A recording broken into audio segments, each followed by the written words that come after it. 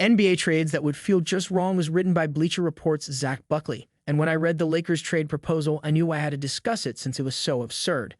Dillon Brooks was going to join the Los Angeles Lakers in this trade, and what startled me even more was the trade package the Lakers were going to forfeit. Max Lewis, D'Angelo Russell, and 3 second-round selections would be traded away. In such a trade, why would the Lakers give up picks? And how does that make sense for Houston anyway? They paid a lot of money to Fred VanVleet, who they already have as their point guard, this summer. And you know to whom they also paid a lot of money? Dylan Bennett. In the end, Brooks secured an $86 million 4-year contract. Thus, the Lakers would have to record that entire sum of money. They have less long-term financial flexibility because he is signed to a longer contract than D'Angelo Russell. During the NBA playoffs, Dillon Brooks was naturally at odds with the entire Lakers team. Although there were speculations this summer about the Lakers maybe wanting to go out and sign Brooks onto their roster, I don't think guys on the club would be very fond of him joining. Naturally, that didn't work out in the end, but that would have been insane. And I believe that what transpired during the NBA playoffs is the reason the Lakers did not actively pursue Brooks in free agency. But that's just my perspective. I'm not sure how well it would fit in there. Not to add, during the course of the previous season, Brooks' offensive performance truly declined.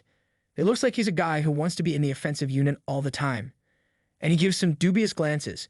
He's not very efficient. He was up there with the Lakers' worst players. You'd be giving up a really talented shooter in D'Angelo Russell, who can make his own shots and knock down jumpers, if you wanted to compete in the league for shooting efficiency. That's not really the kind of skill set that Brooks brings. That's not to suggest that he can't have a breakout year, but even in that case, I doubt his offensive production would be at its lowest point. Although Brooks is a capable defender, I believe the Lakers have enough players who can guard the basket, and giving up a player with Brooks' level of offensive potential can still play a significant role in the team's success this season. A Dillon player capable of scoring 20 points a night can dish out 6 or 7 assists in a single game. He should be extremely valuable to the Los Angeles Lakers and their endeavors. If they are considering a trade for D'Angelo Russell, I don't believe they should target Dillon Brooks, especially if doing so would require them to give up more draft capital and a young player they appear to be very high on in Max Lewis. That's just my perspective, though, and I'm sure some others feel otherwise. In my opinion, this trade plan is completely absurd.